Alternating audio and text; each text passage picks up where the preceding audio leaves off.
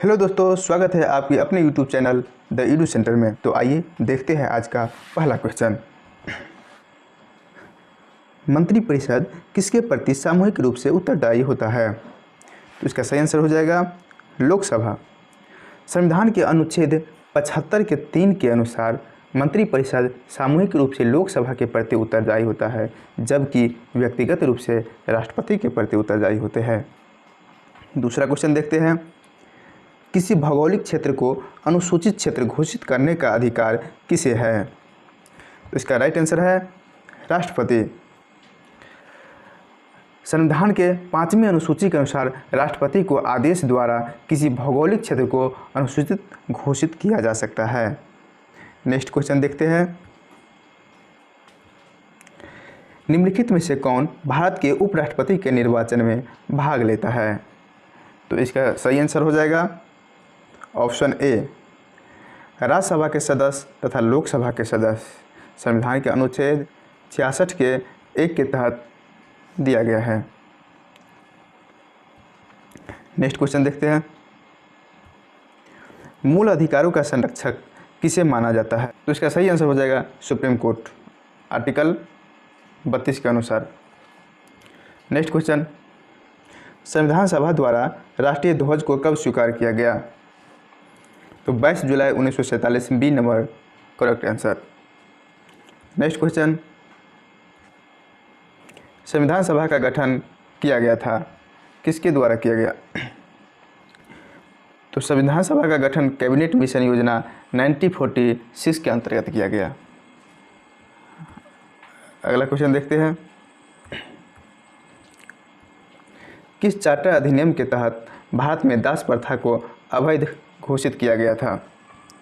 तो चार्टर अधिनियम 1833 के अनुसार दास प्रथा को अवैध घोषित किया गया था तथा 1843 ईस्वी में इसे पूरी तरह उन्मूलन कर दिया गया था। नेक्स्ट क्वेश्चन देखिए। राज्य पुनर्गठन अधिनियम को किस वर्ष पारित किया गया था? तो सही आंसर हो गया 1956। नेक्स्ट क्वेश्चन देखते हैं। सार्वजनिक धन का संरक्षक कौन होता है? इसका सही आंसर हो गया CAG, कैग। नियंत्रक एवं महालेखा परीक्षक सार्वजनिक धन का संरक्षक होता है। संविधान के अनुच्छेद 148 में इसका वर्णन किया गया है। नेक्स्ट क्वेश्चन देखते हैं।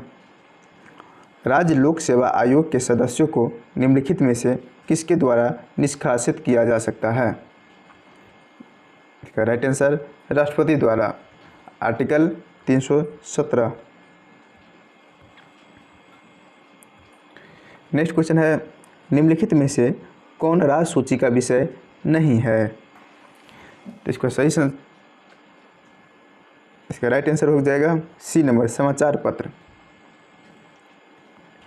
कृषि, वन, सिंचाई ये सभी राज्य सूची का विषय है, जबकि समाचार पत्र, शिक्षा, परिवार नियोजन ये सभी समवर्ती सूची का विषय है।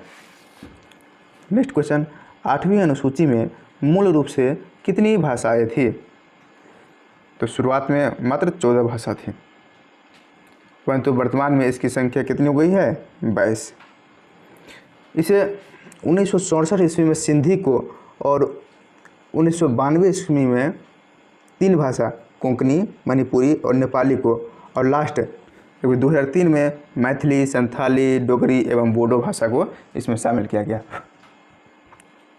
अगला क्वेश्चन देखते हैं। आधुनिक कंप्यूटर की खोज सर्वप्रथम किस वर्ष हुई थी? तो इसका सही आंसर हो जाएगा 1946 ईस्वी को। कंप्यूटर क्षेत्र में महान क्रांति वैसे 1960 ईस्वी में आया। चार्ल्स बेबेज को कंप्यूटर का फादर कहा जाता है तथा प्रतिवर्ष 2 दिसंबर को कंप्यूटर साक्षरता दिवस मनाया जाता है और 1 दिसंबर को एड्स दिवस के रूप में मनाया जाता है। नेक्स्ट क्वेश्चन देखिए।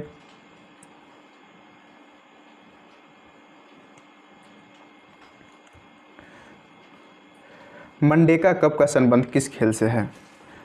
तो इसका सही आंसर हो जाएगा फुटबॉल। अच्छा, फुटबॉल से और कौन कौन कप से है संबंधित? तो फुटबॉल से संबंधित हो गया आपको Rovers Cup, Santosh Trophy, Durand Cup etcetera. Next question देखिए, चरित्रहीन पुस्तक के लेखक निम्नलिखित में से कौन है?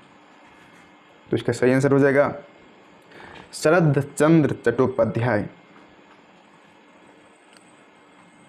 और इसका कुछ और कृति है, जैसे देवदास इसी के द्वारा लिखा गया था, जबकि देवकी नंदन खत्री इसके द्वारा चंद्रकांता लिखा गया था।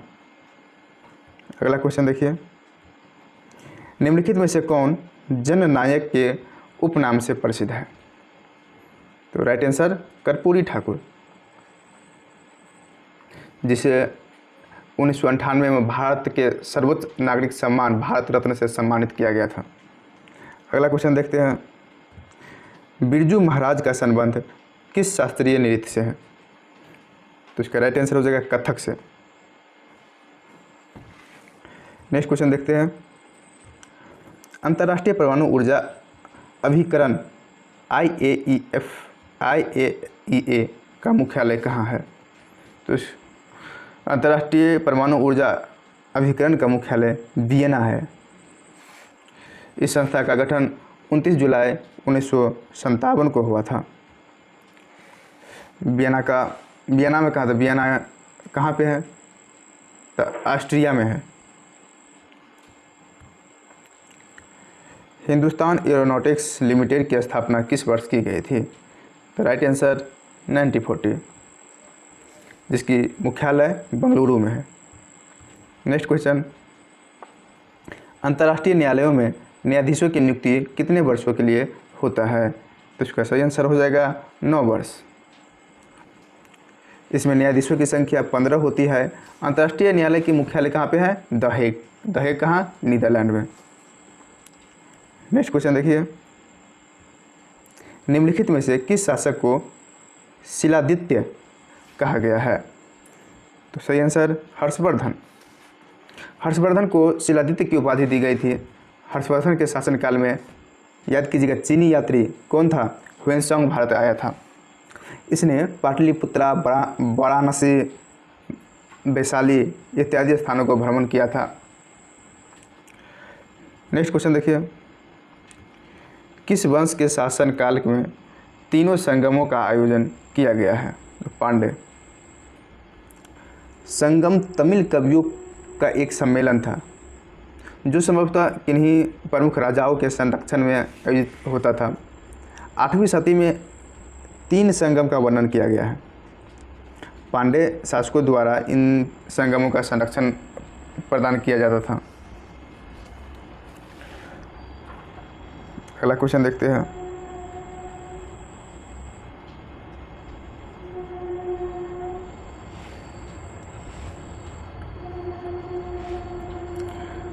किस वंश के शासकों ने सर्वाधिक समय तक दिल्ली सल्तनत पर शासन किया? तो इसका सही आंसर हो जाएगा तुगलक वंश, डी नंबर। इसके शासन का 1320 से लेकर 1414 ईस्वी तक में रहा। अगला क्वेश्चन देखिए, खतौली का युद्ध कब हुआ?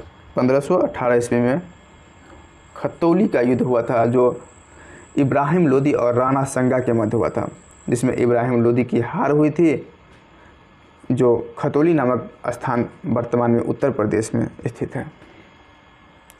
Next question,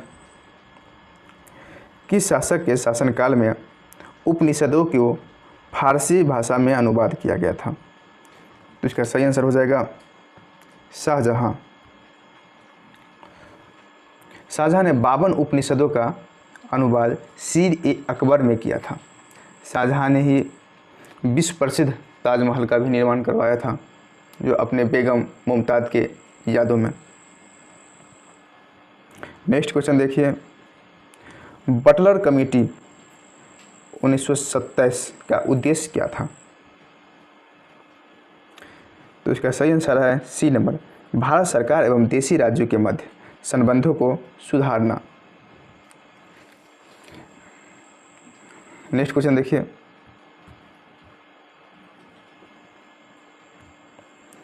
Deccan education society की स्थापना निम्न में से किसके द्वारा किया गया था? तो सही आंसर इसका हो जाएगा बाल गंगाधर तिलक 1880 ईस्वी में इसकी स्थापना हुआ था, जिसका उद्देश्य शिक्षा एवं संस्कृति को विकास करना था। अगला क्वेश्चन, निम्नलिखित नेताओं में से कौन स्वदेशी के समर्थक थे? तो राइट आंसर हो जाएगा अरविंद घोष। अरविंद घोष एक बहुमुखी प्रतिभा से धनी व्यक्ति थे। वे एक स्वतंत्रता सेनानी थे, कवि भी थे तथा महान दार्शनिक भी थे।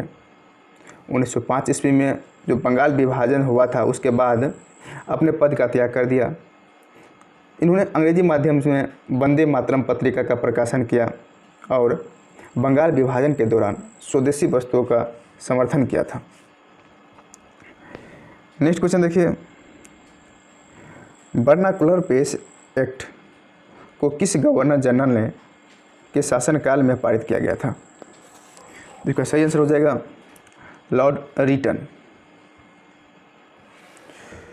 और लॉर्ड रिपन के समय में क्या हुआ था? तो लॉर्ड रिपन के शासनकाल में इस अधिनियम को निरस्त कर दिया गया था। लॉर्ड रिपन को स्थानीय स्वशासन का जनक भी कहा जाता है। नेक्स्ट क्वेश्चन देखिए, मुस्लिम लीग द्वारा प्रत्यक्ष कार्यवाही दिवस कब मनाया गया? तो 16 अगस्त 1946 को।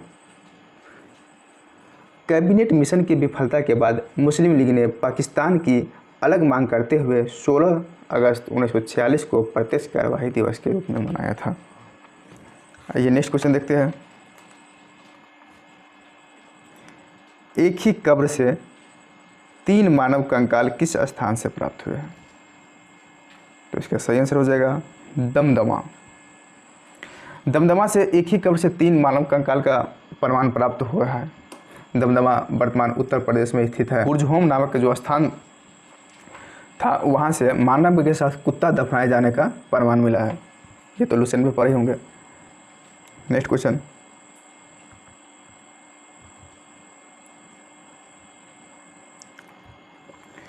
आयुष्मान भारत योजना में केंद्र तथा राज्य का अनुदान क्रमशः किस अनुपात में है? तो इसका राइट आंसर हो जाएगा 60:40।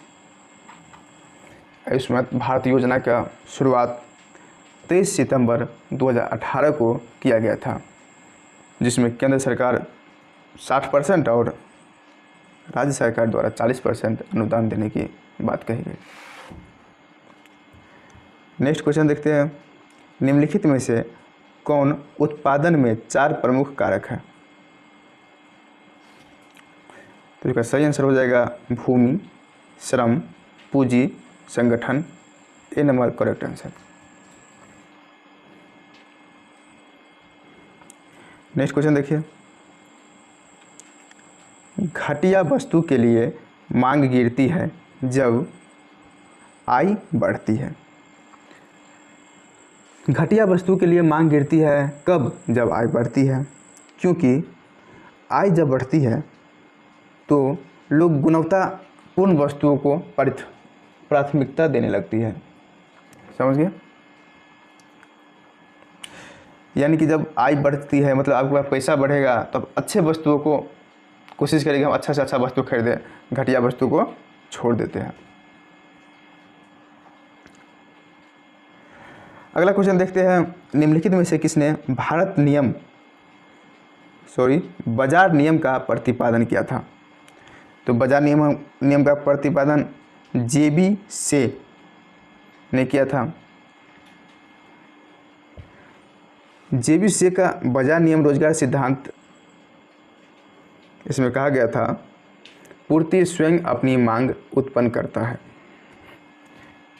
अगला क्वेश्चन देखिए, भारत में गरीबी निर्धारण हेतु सी रंगराजन समिति का गठन कब किया गया था? तो 2012 ईस्वी में, जबकि इस समिति ने वर्ष 2014 में अपनी रिपोर्ट केंद्र सरकार को प्रस्तुत किया था। अगला क्वेश्चन देखिए, रेड डाटा बुक का संबंध निम्नलिखित में से किससे है? तो इसका सही आंसर हो गया विलुप्त के संकट से ग्रस्त जंतुओं से। रेड डाटा बुक का संबंध विलुप्त के कगार पर जंतुओं से है। यह रिपोर्ट IUCN द्वारा जारी किया जाता है। इस संस्थान की स्थापना 1964 में की गई थी। नेक्स्ट क्वेश्चन है, निम्नलिखित में से किसी ग्रीन हाउस गैसों की संकल्पना की? तो इसका सही आंसर हो जाएगा जोसेफ फोरियर। सर्वप्रथम जोसेफ फोरियर ने ही 1834 ईस्वी में 1824 ईस्वी में ये किया था, जो इसके लिए जिम्मेवार गैस को बताया था CH4 CFC N2O और CO2। अगला क्वेश्चन देखते हैं, निम्न विकल्पों में से किस देश में सर्वाधिक प्रतिशत वनाच्छादित क्षेत्र है? तो राइट आंसर हो जाएगा सूरीनाम, जिसमें 95.6% बना है। अगला क्वेश्चन देखिए, निम्नलिखित में से कौन सुमेलित नहीं है? तो भाई कौन सुमेलित नहीं है? दुधवा राष्ट्रीय उद्यान टाइगर से है, सही है। मानस राष्ट्रीय उद्यान हाथी से, ये भी सही है। राजाजी राष्ट्रीय उद्यान, ये भी हाथी से ही है, ये भी सही है। पेरियार राष्ट्रीय उद्यान हुंगुल से, ये सही नहीं लगता है। पेरियार राष्ट्रीय उद्यान केरल में स्थित है, जो बाघ और हाथी के लिए प्रसिद्ध है, न कि हंगुल के लिए। अगला क्वेश्चन देखिए, कितने भारतीय राज्य भूटान देश के साथ सीमा साझा करता है? बस 4 ही तो राज्य हैं, असम हो गया, सिक्किम हो गया, इधर आए तो पश्चिम बंगाल और अरुणाचल प्रदेश। नेक्स्ट क्वेश्चन है, युथांग घाटी किस राज्य में स्थित है? सिक्किम में, जिसे हॉट स्प्रिंग के नाम से भी जाना जाता है। नेक्स्ट क्वेश्चन है, निम्नलिखित में से कौन सा जलडमरू मध्य स्टेट ऑस्ट्रेलिया और तस्मानिया को अलग करता है? तो इसका सही आंसर हो जाएगा बॉस। इस जलडमरू मध्य का चौड़ाई है 240 किलोमीटर, जो विक्टोरिया राज्य को विशेष तौर से तस्मानिया से अलग करता है।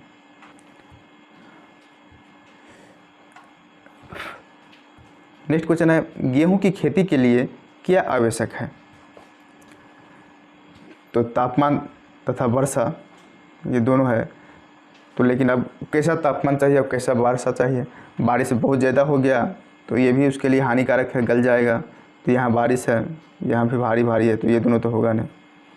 आर्द्र से चाहिए नहीं, तो होगी जाएगा B नंबर, संयत तापमान तथा संयत वर्षा। नेक्स्ट क्वेश्चन है, प्रायद्वीपीय भारत की कौन सी नदी अरब सागर में नहीं गिरती है? एक तो नर्मदा और ताप्ती तो जानते हैं कहाँ गिरती है, अरब सागर में। तो ताप्ती, नर्मदा, ये सब जानती है। अब बच्चा कावेरी और पेरियार। पेरियार जो केरल में है, ये भी तो अरब सागर में ही गिरती है, तो बच गया कावेरी।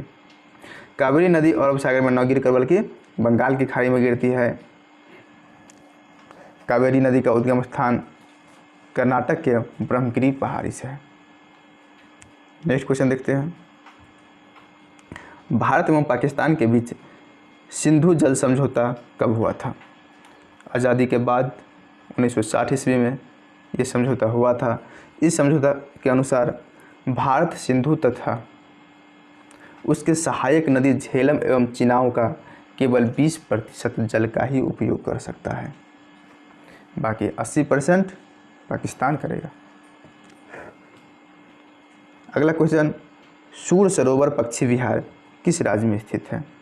यूपी में, जिसकी स्थापना 1991 ईस्वी में की गई थी। 2021 में इस पक्षी विहार को रामसर सूची में शामिल कर लिया गया। करेंट अफेयर हो गया। नेक्स्ट क्वेश्चन,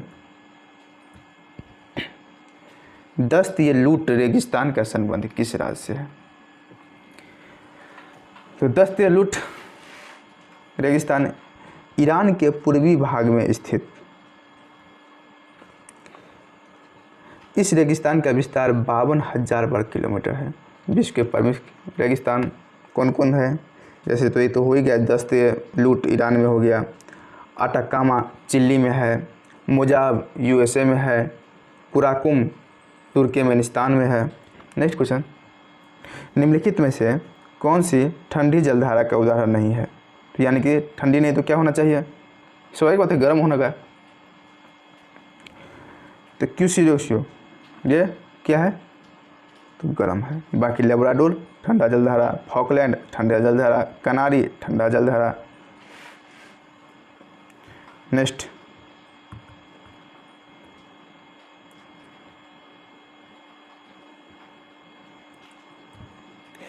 काली मिट्टी का निर्माण किस प्रकार के चट्टानों के टूटने से होता है?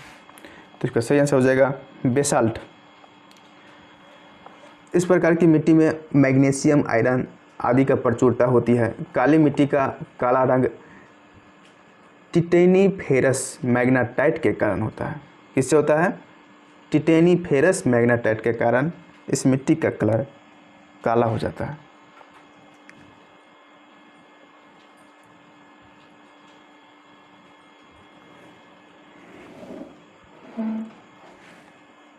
ये क्वेश्चन मैथ का है, देखिए बनाने की कोशिश करते हैं। 5 लीटर चीनी के मिश्रण में 6% चीनी है। इस मिश्रण में से 1 लीटर पानी वाष्प बनकर उड़ जाता है। शेष मिश्रण में चीनी का प्रतिशत ज्ञात करें। तो चीनी की मात्रा बराबर हो जाएगा 5 × 6/1000, 35/1000 काटेंगे तो हो जाएगा 0.3 ग्राम। तो शेष मिश्रण कितना है? 4 लीटर। तो शेष मिश्रण में चीनी का प्रतिशत वही 0.3 आया था, उसको 4 से परसेंटेज में तो 7.5% हो गया। नेक्स्ट क्वेश्चन, 300 तथा 500 के बीच की संख्या बताइए जो 6, 8, 10 तथा 12 से पूरी तरह विभाजित हो। तो सबसे 6, 8, 10 और 12 का एलसीएम निकालेंगे से कितना हो जाएगा? 120 हो गया। तो 120 के गुणक में चलेगा, जैसे 120 हो गया, 360 हो गया, 380 हो गया। तो उसके अनुसार सही आंसर हो जाएगा 360, उसके गुणांक में चलेगा। नेक्स्ट क्वेश्चन, 60 छात्रों की एक कक्षा में 60% लड़के तथा 25% लड़कियां साइकिल से स्कूल जाती हैं, तो कितनी लड़कियां जो साइकिल से स्कूल नहीं जाती है? 60 छात्रों में लड़कों की संख्या कितनी हो जाएगी? तो 60 × 60/100 बराबर 36। तो लड़कियों की संख्या 60 में से घटा दीजिए, 36 कितना हो गया? 24 हो गया। तो साइकिल द्वारा स्कूल जाने वाली लड़की की संख्या कितना हो गया? तो 24 × 25/100, 25 चौका 100 और 4 से 6 हो गया। अब साइकिल से स्कूल नहीं जाने वाली लड़कियाँ तो 24 हुआ आया था, 24 में से 6 घटा दिए बराबर 18। B number correct answer. Next question,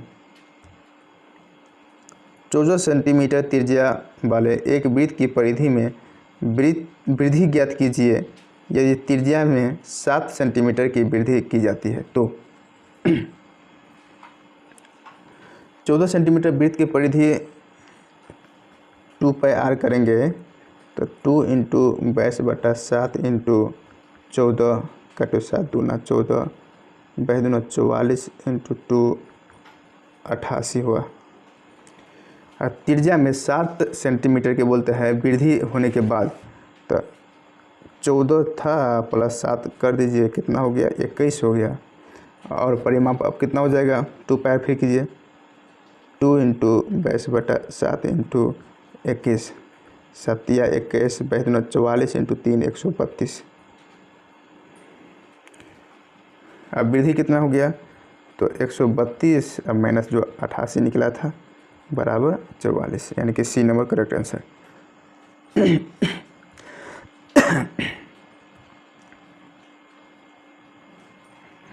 अगला क्वेश्चन है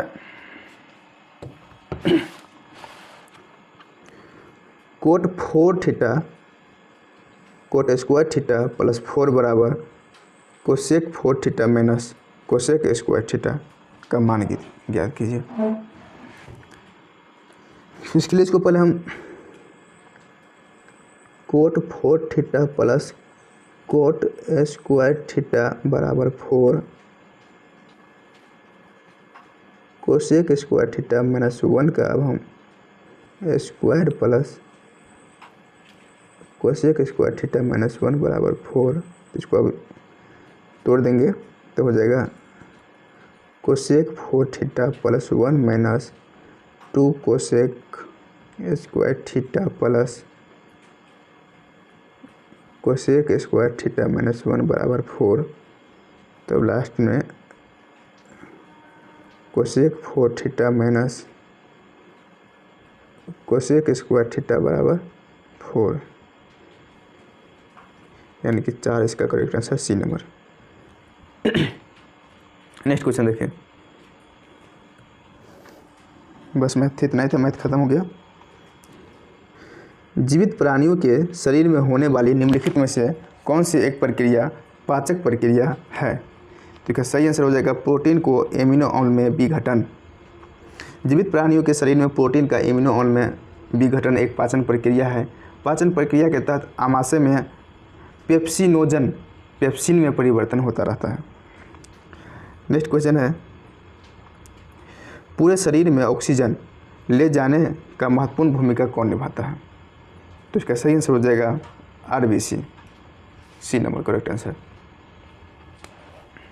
अच्छा, आरबीसी का निर्माण कहाँ होता है? तो अस्थि मज्जा में। नेक्स्ट क्वेश्चन,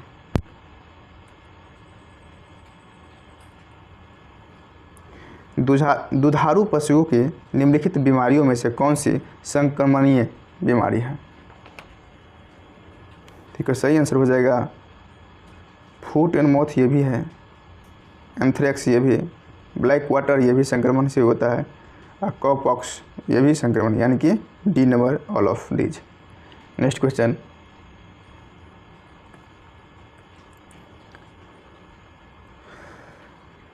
ट्राइग्लिसराइड क्या है? यह एक क्या है? वसा है।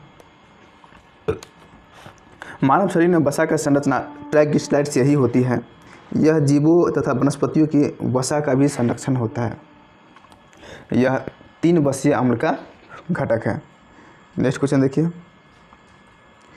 निम्न में से कौन मानव शरीर के ताप को नियंत्रित करता है?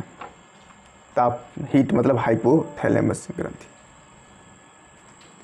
नेक्स्ट क्वेश्चन देखते हैं,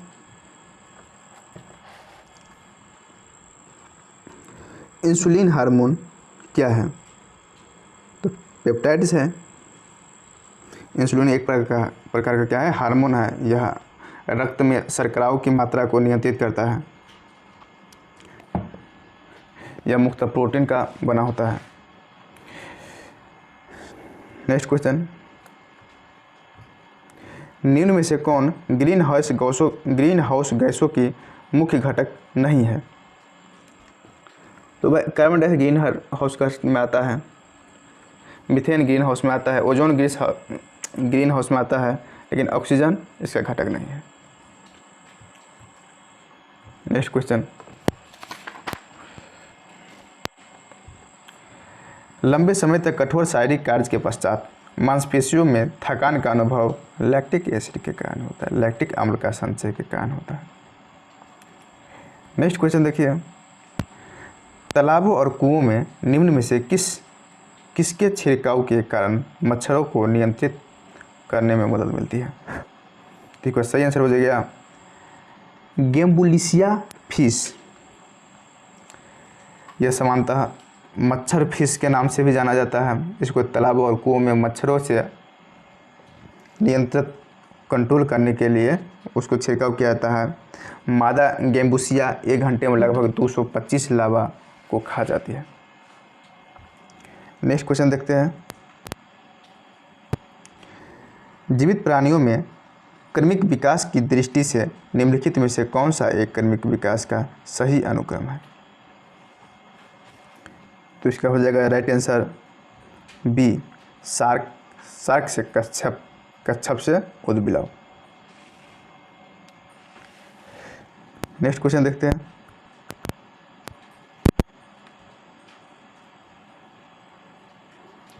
समुद्री जल द्वारा प्राप्त नमक को शुद्ध करने के लिए कौन सा विधि का प्रयोग किया जाता है? इसका राइट आंसर हो जाएगा रवाकरण यानी कि क्रिस्टलाइजेशन। इस विधि का प्रयोग ठोस पदार्थों को शुद्ध करने में किया जाता है। समुद्री जल से प्राप्त नमक को शुद्ध करने में रवाकरण क्रिस्टलाइजेशन का तो ऊर्जा के 1 कैलोरी बराबर 4.184 जूल होता है। नेक्स्ट क्वेश्चन, लिटमस विलयन जब ना तो अम्लीय है ना क्षारीय है तो वह किस रंग का होगा? तो उसका कलर बैंगनी होगा। अगला क्वेश्चन है, निम्न में से किसका उपयोग जंग रहित लोहा बनाने में किया जाता है? तो इसमें क्रोमियम मिलाया जाता है जिससे मिश्र धातु स्टेनलेस स्टील बनती है जो जंग रहित होती है। अगला क्वेश्चन है, निम्न में से कौन अदिश राशि है यानी कि जिसमें दिशा ना हो? तो इसका सही आंसर हो जाएगा कि वेग में दिशा है, बल में भी दिशा है, संवेग में भी दिशा है, लेकिन ऊर्जा अदिश राशि है, दिशा नहीं है। बाकी तीनों सदिश राशि है। अदिश राशि के और उदाहरण जैसे हो गया, एक तो ऊर्जा हो गया, दूसरा द्रव्यमान हो गया, चाल हो गया, दूरी हो गया। सदिश राशि का उदाहरण संवेग हो गया, वेग हो गया, बल हो गया, विस्थापन हो गया, त्वरण हो गया, एब्स्ट्रैक्टर। नेक्स्ट क्वेश्चन, वस्तु का जरूरत मापने के लिए कौन सी इकाई का प्रयोग किया जाता है? तो इसका सही आंसर हो गया द्रव्यमान, क्योंकि वस्तु का जरूरत उसके द्रव्यमान के समानुपाती होता है, इसीलिए जरूरत मापने के लिए द्रव्यमान का प्रयोग किए जाते हैं। नेक्स्ट क्वेश्चन है, पृथ्वी अपने अक्ष पर चारों ओर चक्कर लगाती है, यह किस प्रकार की उदाहरण है? तो यह घूर्णन गति है, बी नंबर। नेक्स्ट, हवाओं में कैसी ऊर्जा होती है? तो हवा तो स्थिर रहता नहीं है, हवा तो बहती रहती है, इधर से उधर जाती रहती है, तो यह हो गया गतिज ऊर्जा। नेक्स्ट क्वेश्चन, फरवरी 2021 में नेशनल हॉर्टिकल्चर फेयर का आयोजन कहाँ किया गया था? इसका सही आंसर हो जाएगा बेंगलुरु। जो 8 से 12 फरवरी 2021 के मध्य नेशनल हॉर्टिकल्चर फेयर 2021 जो बेंगलुरु कर्नाटक में आयोजित किया गया था, जिसका थीम था हॉर्टिकल्चर फॉर स्टार्टअप इंडिया। इसका आयोजन ICAR यानी कि Indian institute of horticulture research Bengaluru द्वारा किया गया था। नेक्स्ट क्वेश्चन देखते हैं,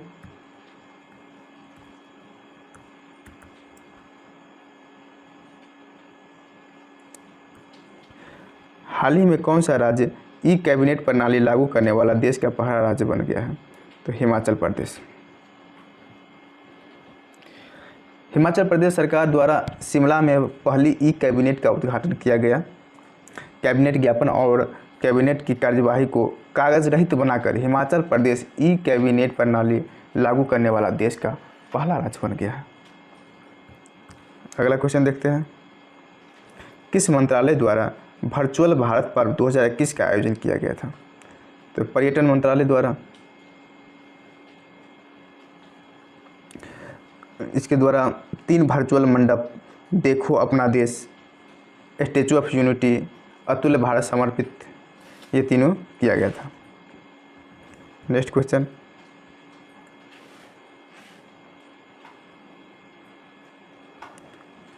सभी प्रारूपों में 10,000 अंतर्राष्ट्रीय रन बनाने वाली पहली भारतीय महिला क्रिकेटर कौन बन गया है? तो मिताली राज। अंतर्राष्ट्रीय क्रिकेट, टेस्ट, वनडे और T20 ये सभी मिला के 10,000 रन पूरे करने वाली भारत की पहली महिला और दुनिया की दूसरी महिला क्रिकेटर मिताली राज बन गई है। उनसे आगे सिर्फ इंग्लैंड की मात्र दिग्गज महिला क्रिकेटर चार्लेट एडवर्ड है। नेक्स्ट क्वेश्चन देखते हैं, भारत का सबसे बड़ा फ्लोटिंग सोलर पार्क कहाँ स्थापित किया जा रहा है? तो इसका सही आंसर हो जाएगा तेलंगाना। तेलंगाना में पेद्दाउलल्ली ज़िले में एनटीपीसी द्वारा भारत का सबसे बड़ा फ्लोटिंग सोलर पावर स्थापित किया जा रहा है। अगला क्वेश्चन है, हाल ही में किसे अंतर्राष्ट्रीय सुरक्षा गार्ड एनएसजी का महानिदेशक नियुक्त किया गया है? तो इसका सही आंसर हो जाएगा MA Ganapati, C number. NSG का आदर्श वाक्य क्या है? सर्वत्र सर्वोत्तम सुरक्षा। नेक्स्ट क्वेश्चन, संस्कृत भाषा के लिए साहित्य अकादमी पुरस्कार 2020 से किसे सम्मानित किया गया है? इसका सही आंसर हो जाएगा महेश चंद्र शर्मा गौतम। उनकी कविता एक आया था वैशाली, उसी के लिए उसे यह सम्मान से सम्मानित किया गया है। नेक्स्ट क्वेश्चन है, 67वें राष्ट्रीय फिल्म पुरस्कार 2021 के तहत किस अभिनेत्री को सर्वश्रेष्ठ अभिनेत्री का पुरस्कार दिया गया है? इसका सही आंसर हो गया कंगना रनौत। इसे यह किताब पंगा तथा मणिकर्णिका फिल्म को बेहतर अभिनय देने के लिए उसे अंतर्राष्ट्रीय फिल्म पुरस्कार 2021 से सम्मानित किया गया था। नेक्स्ट क्वेश्चन है, किस राज्य ने कुपोषण से लड़ने के लिए समर अभियान की शुरुआत की है? इसका सही आंसर हो जाएगा झारखंड। इस अभियान को 1000 दिन के लक्ष्य के साथ शुरू किया गया है। नेक्स्ट क्वेश्चन,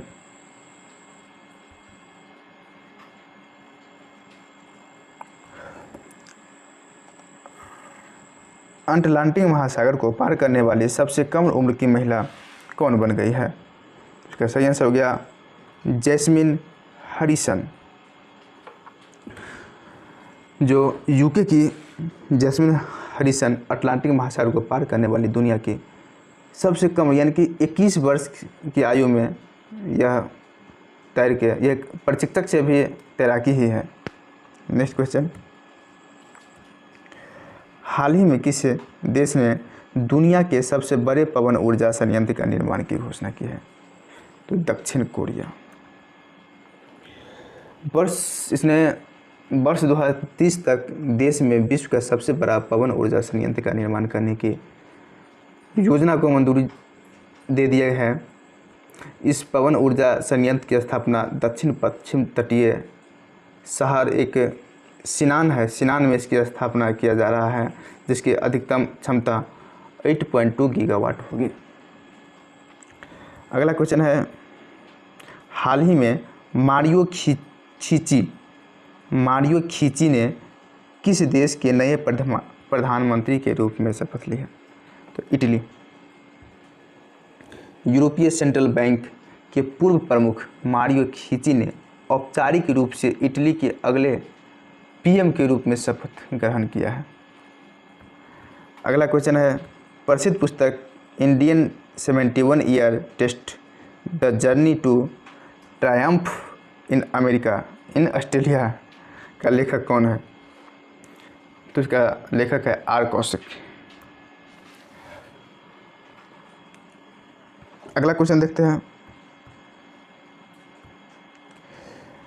दिसंबर 2020 को भारतीय अंतरिक्ष अनुसंधान संगठन ISRO, Indian space and research organisation ने किस ध्रुवीय सर्वेक्षण यान से नए संचार उपग्रह CMS-1 का सफल प्रक्षेपण किया है? तो इसका सही आंसर हो गया PSLV C50।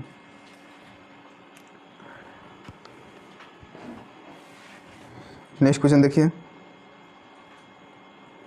दिसंबर 2020 में अमेरिकी think tank Kyoto institute and Canada के फ्रेजर इंस्टीट्यूट द्वारा संयुक्त रूप से मानव स्वतंत्रता सूचकांक में भारत का स्थान क्या रहा?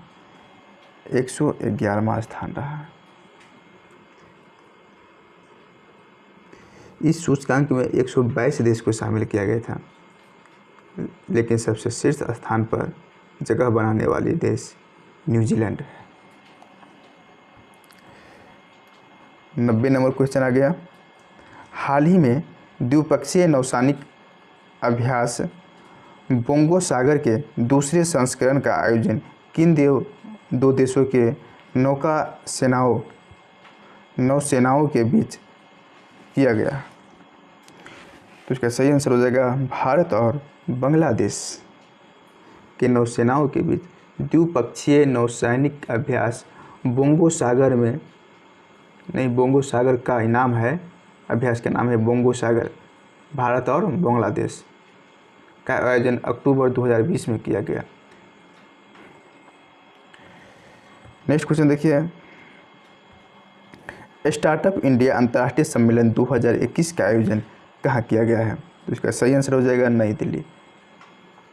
इस आयोजन में वाणिज्य और उद्योग मंत्रालय के उद्योग संवर्धन और आंतरिक व्यापार विभाग DIPP द्वारा किया गया। नेक्स्ट क्वेश्चन है,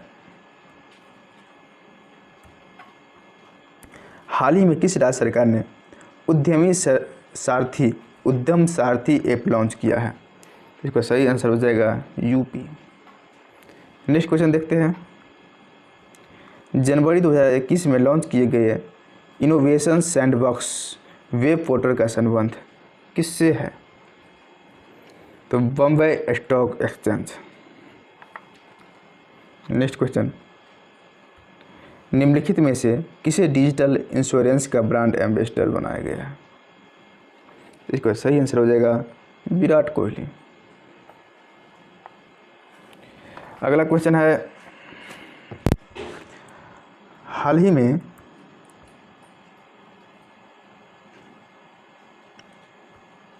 में किस राज्य के राज्यपाल को कलिंग रत्न पुरस्कार से सम्मानित किया गया है? तो इसका सही आंसर हो जाएगा आंध्र प्रदेश। आंध्र प्रदेश के राज्यपाल विश्वभूषण हरिचंदन को कलिंग रत्न अवार्ड से सम्मानित किया गया है। उन्हें यह सम्मान उपराष्ट्रपति वेंकैया नायडू के द्वारा दिया गया है। नेक्स्ट क्वेश्चन देखते हैं, गोल्डन ग्लोब अवार्ड जीतने वाले प्रथम भारतीय निम्नलिखित में से कौन है? तो इसका राइट आंसर हो जाएगा AR रहमान, जो 1944 ईस्वी में यह अवार्ड जीतने वाले भारत के प्रथम संगीतज्ञ हैं। नेक्स्ट क्वेश्चन, निम्नलिखित में से किस देश के संसद का नाम पार्लियामेंट नहीं है? तो इसका राइट आंसर हो जाएगा, ब्रिटेन में तो पार्लियामेंट है, कनाडा में भी है, ऑस्ट्रेलिया में भी है, तो फिर कहाँ नहीं है? तो बच गया पोलैंड में इसका नाम है सोजिम। नेक्स्ट क्वेश्चन है, संयुक्त राष्ट्र संघ के किस अंग को विश्व का लघु संसद कहा जाता है? तो इसके सही आंसर है महासभा। अच्छा, इसके बारे में जानते हैं, संयुक्त राष्ट्र संघ की स्थापना कब हुआ था? तो इसकी स्थापना हुआ, डेट के साथ याद रखिएगा, 24 अक्टूबर 1945 को। वर्तमान में इसके 193 सदस्य देश हैं और इसे 6 अंग है। संयुक्त राष्ट्र संघ के कितने अंग है? 6 अंग है। कौन कौन है? महासभा, सुरक्षा परिषद, आर्थिक एवं सामाजिक परिषद, प्रन्यास परिषद, अंतर्राष्ट्रीय न्यायालय और लास्ट सचिवालय।